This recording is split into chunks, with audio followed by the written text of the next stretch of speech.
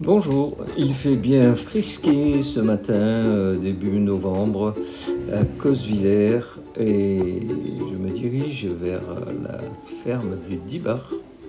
J'aperçois Estève Vasser, le patron de la ferme. Les préparatifs vont bon train pour la fête organisée par la Confédération paysanne.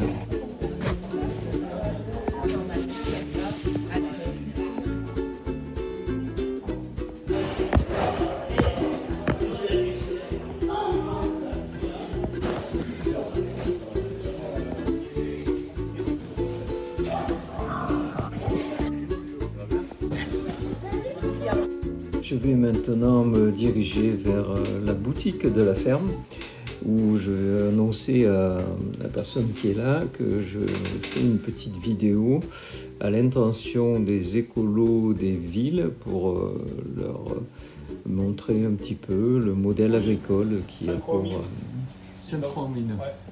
Vosgienne, viande de bœuf de 3 ans. Quand j'ai 3 ans, il y a vraiment 3 ans. Il y a donc, rare. vous êtes... Perloubotter, D'accord. ferme de la Bouille à Sainte-Croix-en-Mine. J'élève des vaches vosgiennes, 25 mères. On fait essentiellement du bœuf de 3 ans.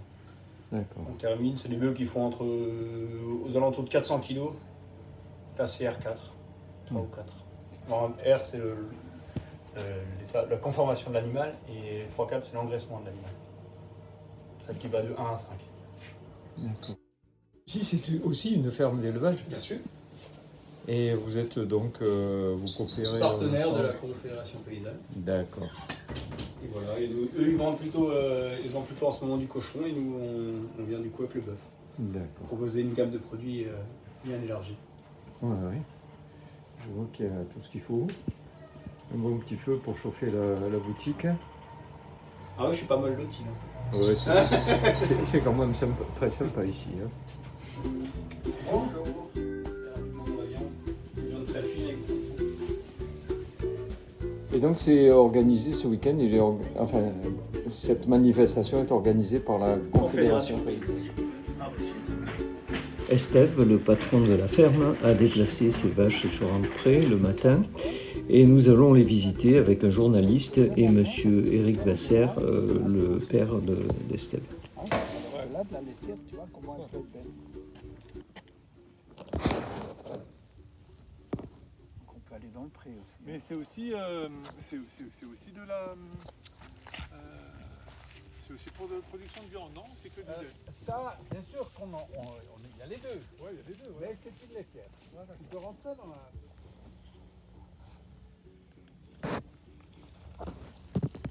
Après, si tu veux, on peut encore aller voir les génisses. Elles sont à l'autre bout. Alors ce sont donc une race de vaches tarentaises Ouais. originaires des Alpes qui ont été introduites au moment où il y a eu une épizootie. C'est Elles incroyable. sont très larges de front. Hein. Non, mais en plus, elles se prêtent à la photo, c'est incroyable. Elles sont belles, hein. Ah, c'est des stars. Hein. Faut pas leur cloche. Moi, j'ai déjà été. La dernière ferme que j'étais, j'ai pas pu les prendre en photo, elles étaient trop maigres. Ah. J'ai pas voulu dévaloriser le truc. Donc, Parce que je suis pas, Pas d'enrubané, pas d'ensilage. parce que je suis pas journaliste de formation, donc moi, tout Il ce faut dire qui. juste, hein. Pas d'enrubané, pas Ah, d'ensilage. d'accord. juste du foin et de Parce- l'herbe. Ah ouais. C'est la qualité de la nourriture. Vous étiez chez les cochons, vous avez senti l'odeur la mauvaise odeur des cochons. Non, effectivement, ouais. Et ben c'est tout. Il y a 40 cochons, Wow. il Ouais, n'y a c'est pas vrai. d'odeur. Je me rappelle, chez mes grands-parents, ça sentait beaucoup plus fort. Et ben c'est tout. Tout est une qualité dans la qualité de nourriture. Wow. Tout est dans la nourriture, dans le respect de l'animal. Ouais. Ouais. Mais c'est compliqué, hein, de vouloir dire on peut vivre en faisant du beau et du bon et du bien. Est-ce que vous pensez qu'on peut nourrir la planète? Bon, les pros industriels disent Ah, qu'il plus faut, que bien, il faut la plus que- quantité, etc. Mais non, c'est pas vrai. Mais Ils n'ont aucune quantité, ils n'ont aucun rendement. Vous pensez là qu'on pourrait, avec ce mode Ah, mais bien sûr. artisanal, Bien sûr, mais il y a un mode. parce que tu il sais faut que penser. quand j'étais à l'école, Sauf qu'il faut repenser une chose. Hein. tu sais quand j'étais à C'est que l'école, là, il y a des gens qui travaillent. Aujourd'hui, il y a un couple qui s'occupe de faire vivre une petite ferme avec une dizaine de vaches laitières, après les veaux, Oui. les trucs, Il y a- les cochons et tout. j'entends cet argument, mais juste au niveau de la, Au niveau productivité, Ouais. on est bien meilleur. Ah bon? Ah oui, on est bien. Évidemment. Est-ce que vous Ah, ça, connaissez... c'est sûr. Ouais. Attendez, vous trouvez normal, Mais la qualité, le goût, tout ça, on est d'accord. mais la, C'était juste mais la quantité aussi. Ouais. Vous vous rendez compte, une terre vide, Ouais. les 3/4 de l'année, vous plantez du maïs, la terre est vide, les 3/4 de l'année, elle ne produit rien, juste son maïs, Une fois par an, quoi. une fois par an. Non mais, vous savez, on marche sur la tête. Hein. Ouais, ouais. On marche sur la tête, mais on permet à des gros, mais on nous a supprimé tout le monde, tout l'artisanat, toutes les petites entreprises. Pourquoi? Pour permettre aux gros de maîtriser le marché. L'agriculture, c'est exactement la même chose. Il faut permettre aux gros de maîtriser le marché. C'est tout. Vous imaginez les terres les plus riches d'Europe, notre plaine d'Alsace. Les terres les plus riches d'Europe ne nourrissent plus personne. On y plante du maïs pour faire du plastique. Je pense avoir de temps en temps fait des choses, enfin j'ai jamais fait des choses anti-agricoles, mais j'avoue que j'ai fait du pro-agricole, plutôt les grands que les petits, quoi. Hein. Et là je découvre aujourd'hui, enfin je savais que ça existait. Bien sûr que quand j'allais voir un gros, je n'allais pas manger son maïs. Je sais que chez vous on peut manger. Ah bah, chez nous, oui. Vous savez, dans les années en 77, j'étais arrivé en Bretagne. Un ami avait loué un appartement chez un agriculteur qui élevait déjà à l'époque, dans des grands halls, des 20 000 dindes. Wow. Déjà à l'époque. C'est pas mal, 77. hein. Donc j'étais là-bas pendant 8 jours et j'ai participé, j'ai grandi sur la ferme, j'ai participé à tout ça.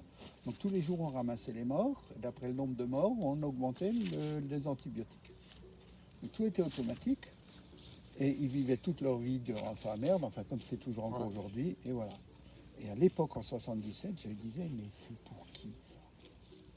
Il m'a dit, ça c'est les gens des supermarchés. Eux ils veulent cette qualité de viande. Et j'ai dit, mais toi? Ah non, t'as vu, moi j'ai fait avec les en dehors, j'ai jamais mangé ça. On ne peut pas manger ça, qu'il me dit. De retour à la ferme, les préparatifs ont bien avancé et les fours à tarte flambée fument déjà. Collectif d'Alsace. D'Alsace, de lutte paysanne et citoyenne. D'accord. Bon programme. Oui, tout à fait. Donc nous sommes des bénévoles. Donc bénévole. Et donc les bénéfices qu'on tire des ventes permettent de soutenir les gens qui sont en difficulté, paysannes. D'accord. Également des gens qui sont en procès, qui permettent de financer notamment les avocats. Les gens qui sont En procès. en procès. Par rapport à des luttes type bassine ou type au jeu de pochage de maïs par exemple. Ouais. Et donc, ils ont besoin d'avocats, donc qui forcément veulent être payés à un moment donné. Les bénéfices qu'on en tire, donc se reverser, c'est différents calculs. D'accord. Et donc, il y a des producteurs qui soutiennent votre mouvement. Tout à fait. Alors on a un secteur géographique très large, parce que là en décembre, on va participer à un marché paysan à Montreuil, donc à côté de Paris. Ah oui. On y est régulièrement d'ailleurs à Montreuil, entre autres. Mais au nom de l'Alsace quand même. Oui, au nom du collectif des luttes. D'accord. Ok, bah, c'est intéressant. Alors on fait aussi des tartes flambées, évidemment. D'accord, oui, ça marche toujours. Oui. Eh ben, merci pour ce topo là. Et si on a besoin de vous contacter, c'est... Alors, on a quelque part une adresse. Il y a peut-être... Ah ben voilà.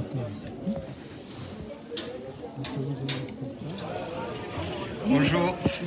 Donc vous venez proposer des escargots. Des escargots, oui, tout à fait.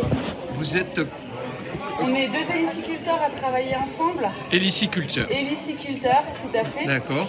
Mon collègue est basé à Darstein et moi à Anschweil. Et donc on vend les produits l'un de l'autre D'accord. pour mutualiser nos forces. D'accord. Et c'est quelle variété? Les gros gris. Des gros gris. En Alsace, on élève principalement des gros gris. Enfin, tout ce qui est nord de la France, donc escargot gros gris. On ne fait pas de Bourgogne. Le Bourgogne en France n'est pas élevé. L'escargot dit de Bourgogne n'est pas français. Ouais, il est pas assez productif ou... Non, déjà il est protégé. Oui. Et c'est un escargot qui n'aime pas être élevé en captivité. C'est un solitaire, D'accord. alors que le gros gris aime être avec ses congénères et a tendance à être plus serein en élevage. Plus social. Voilà. Et le petit gris, Le petit gris, c'est plus une habitude de consommation du sud de la France. On pourrait les élever puisqu'on en a naturellement dans les jardins, mais en Alsace, en tout cas, et c'est vrai que dans le nord de la France en général, on aime qu'ils soient un peu plus charnus. Et comme le nom l'indique, le gros gris est plus gros que le petit gris. Dans le sud de la France, ils vont les manger en entier dans d'autres préparations. Nous, on est habitués aux coquilles avec le beurre à la bourguignonne. Et dans le sud, ils vont les faire en cassolette, ils vont les faire un peu différemment. Donc c'est des habitudes de consommation finalement. On s'adapte. Oui, comme je suis du sud, je connais surtout les petits gris, quoi. Eh ben oui, et évidemment. une autre variété qu'on appelle le mourguette. Hein. Oui. Mais c'est un nom occitan, je pense. Oui, il est encore plus petit, non? Plus petit, oui. Ouais. Bah, c'est vrai, quand on voyage, on a tendance à essayer de goûter un peu toutes les spécialités. Et là, vous avez... donc, c'est votre production que vous proposez là. Alors justement, comme on est deux éliciculteurs à travailler ensemble, ça nous permet de proposer une gamme plus vaste. D'accord. Parce que chacun a ses recettes. Romain va être plus sur les coquilles et les croquilles, donc avec la petite gaufrette qui se mange. Moi j'ai élaboré des tartelettes, des escargots avec des recettes un petit peu différentes, avec de l'ail noir, avec de l'ail des ours. Je fais des verrines aussi. Et du coup, ça permet d'avoir un stand qui puisse satisfaire tout le monde avec des produits qui aillent finalement à tous les goûts, à partir du moment où on aime l'escargot, évidemment. Bien sûr. On ne peut pas non plus plaire à tout le monde. Eh ben, merci. Je termine sur la cour d'escargot à Anchoaï. Voilà. On n'est pas prêt.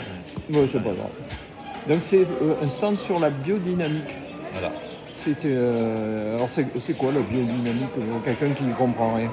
Le biodynamie, c'est une méthode d'agriculture. Et donc certains appellent ça la méthode Steiner.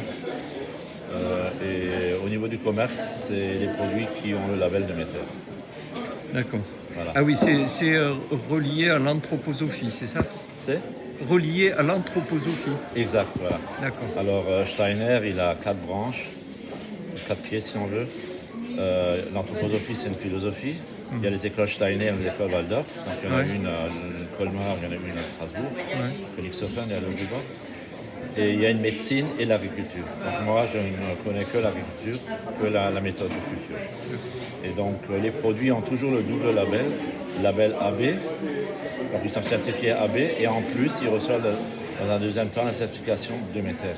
Ça veut dire que les produits sont au moins pareils que bio, avec des contraintes supplémentaires. Voilà, donc des interdictions, des obligations supplémentaires. Par exemple, un troupeau de vaches, les vaches sont obligées de garder les cornes.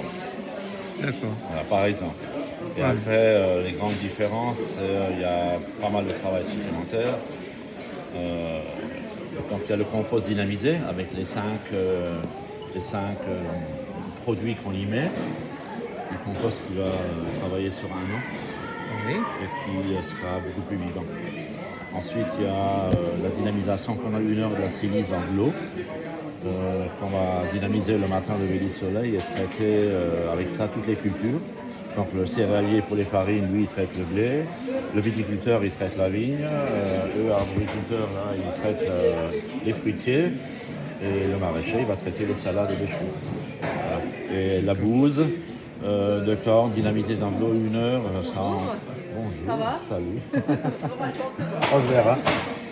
Ça c'est plutôt le soir, entre 17h et 20h. Et là, on va traiter le sol pour faire fonctionner la vie dans le sol. D'accord. Voilà. Et donc moi, je suis bénévole pour l'association Culture Biodynamie Alsace-Lorraine. Donc sur les 6 départements, je fais des petits stands comme ça sur les marchés ou sur les grands salons comme Colmar, Ecobio, Colmar et Biodynamie. Ok. Voilà.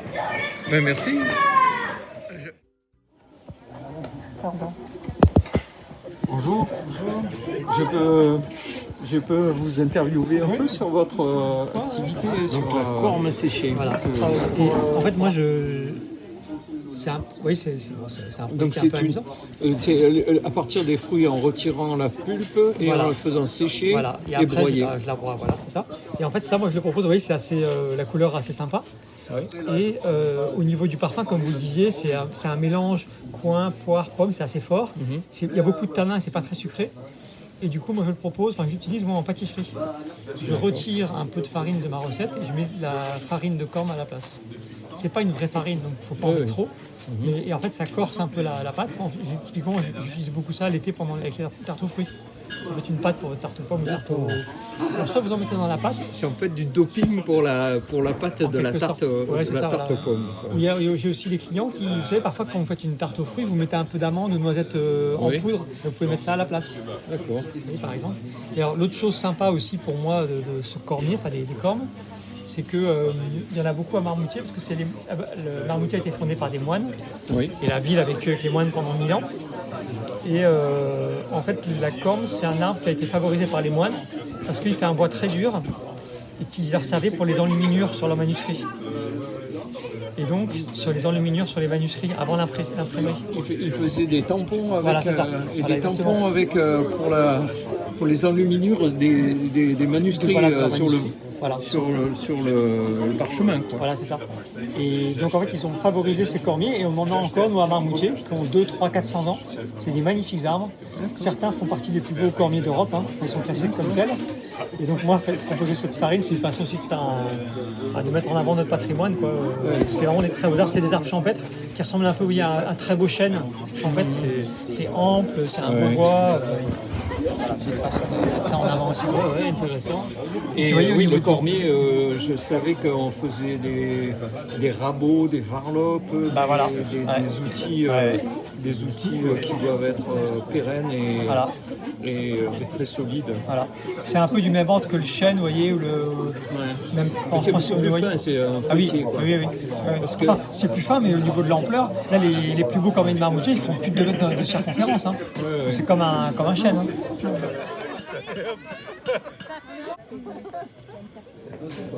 Je suis d'accord avec toi, c'est impossible en fait à entendre. On peut pas penser développement d'une agriculture cohérente, paysanne, sans élevage. En fait, c'est juste pour nous impossible au niveau agronomique, au niveau lien qu'on a avec nos animaux. C'est impossible au niveau économique, c'est impossible à tous les niveaux. En fait. Il faudra aussi affirmer pour contrecarrer ce discours-là, le fait d'assumer qu'il faut manger, sûrement avoir une consommation plus équilibrée en fait, dans l'assiette. Et une consommation plus équilibrée pour laisser plus de place à une viande de qualité issue d'agriculture paysanne ou agroécologique. Voilà. Parce qu'on ne peut pas nier non plus qu'il y a une surconsommation de viande issue de l'industrie. En fait, on a diminué la part de viande bovine, rouge, globalement. La diminution il n'y a pas de diminution de consommation de la viande. Mais par contre, le curseur a changé. On a diminué la part consommée issue de la viande bovine pour aller plus vers la viande blanche, volaille et porc. Des modes de production hyper industriels et beaucoup aussi issus d'importation. Donc ça, c'est la réalité. Donc on ne peut pas non plus balayer d'un revers de main le fait de dire qu'il faut rééquilibrer les assiettes, mais ça ne doit pas être pour exclure la viande, ça doit être pour réfléchir vers une viande de qualité. Quelle taille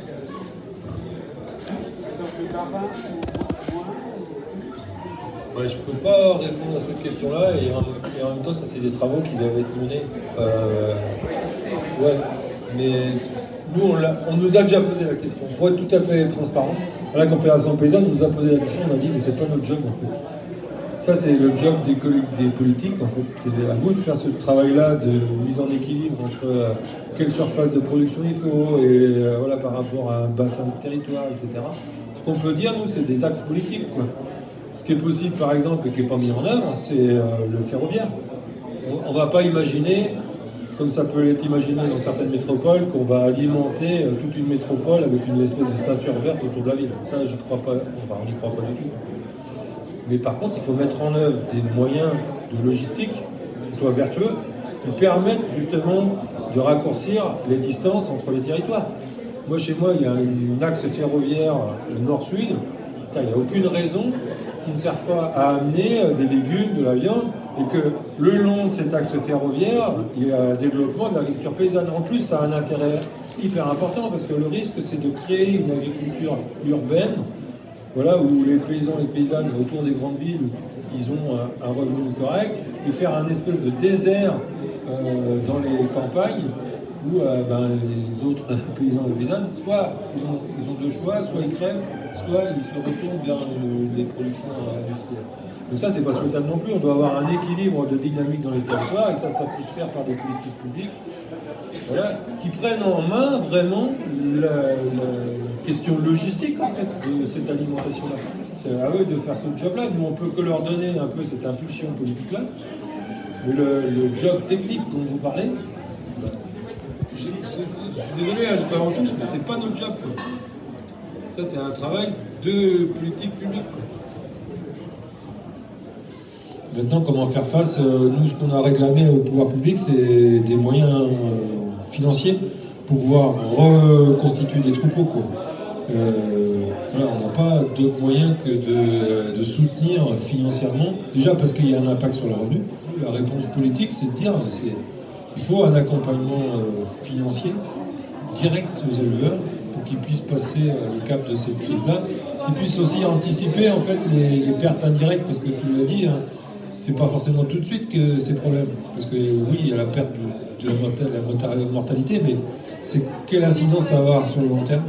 Donc c'est pareil, il faut un accompagnement pour pouvoir relever les troupeaux et rester avec un revenu décent dans les fermes, quoi.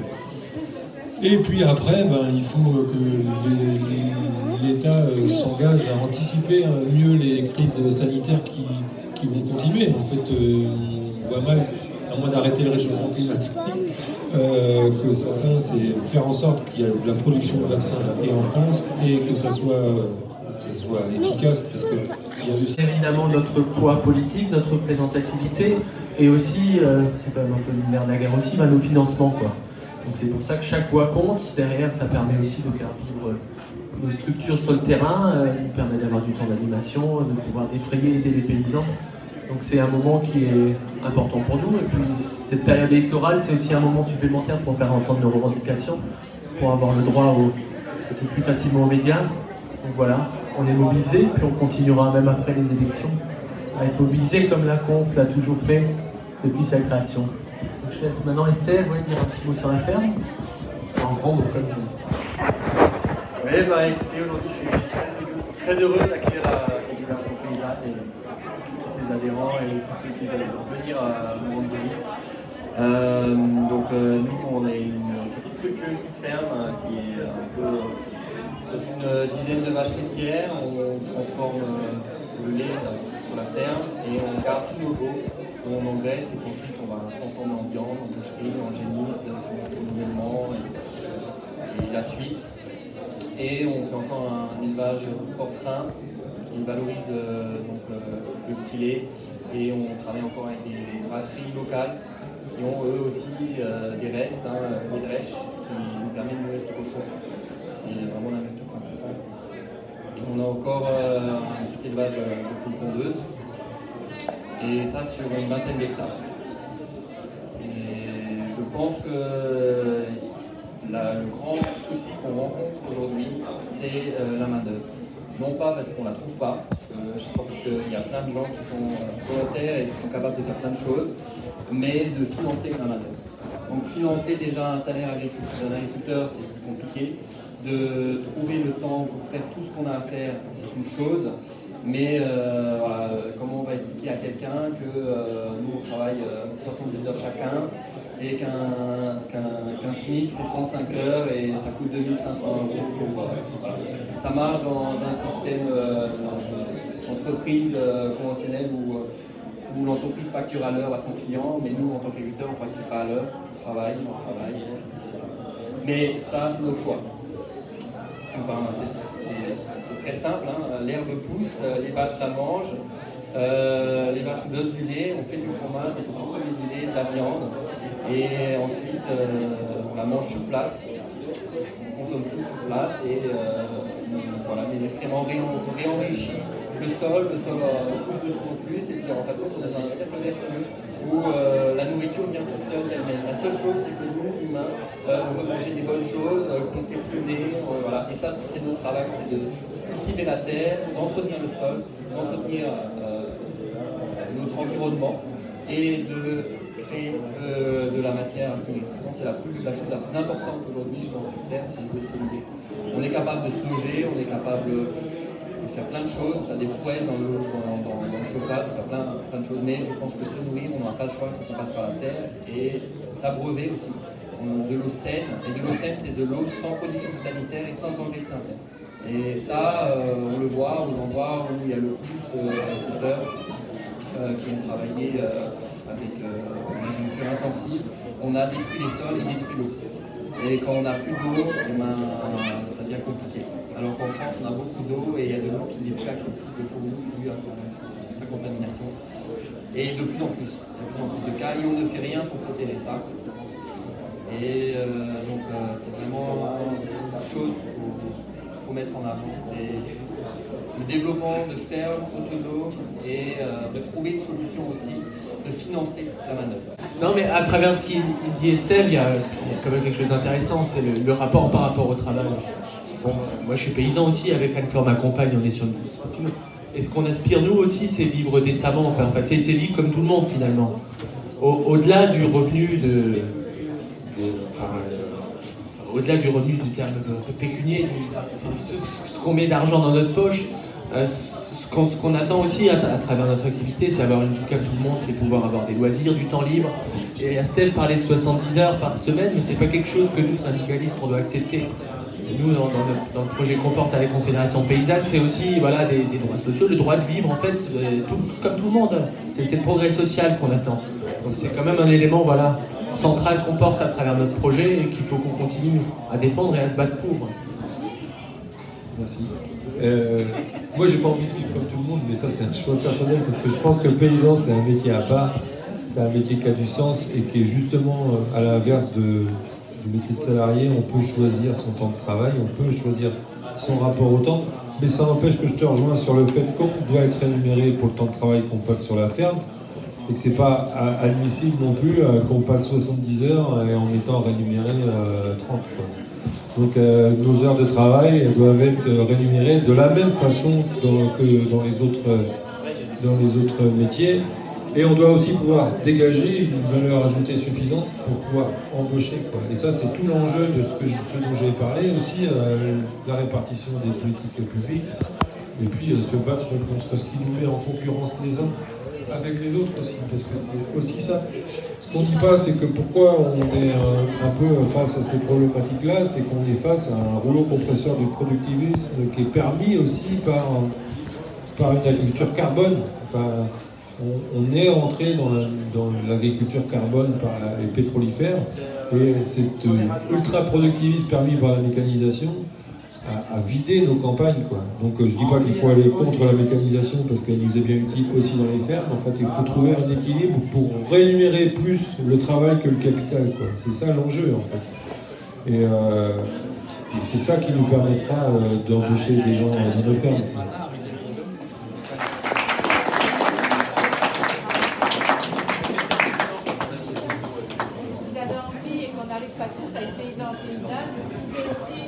Venir dans notre association, les amis de la Confédération Paysanne d'Alsace. Vous pouvez venir à notre association, les amis de la Confédération Paysanne d'Alsace, et participer comme aujourd'hui pour soutenir les paysans adhérents à la Confédération Paysanne. Voilà, on a un stand un petit peu plus loin dans la grange.